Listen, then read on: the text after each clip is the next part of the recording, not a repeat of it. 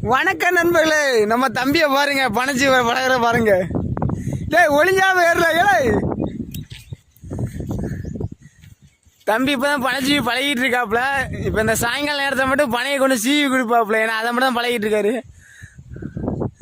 அவரு கேமரா எடுக்க தெரிஞ்சு அப்படி மறைவா போறாரு பாருங்க. இல்லை மேல அது என்ன வலையெல்லாம் தான் கொண்டு வச்சிருக்கியா? பவ்வா பிடிக்கல. இந்த வவ்வா வந்து இந்த பயணி எதுனா குடிக்கிறதுனால அதை பிடிக்கிறக்காண்டி வலையெல்லாம் செட் பண்ணி வச்சிருக்காங்க பாருங்க.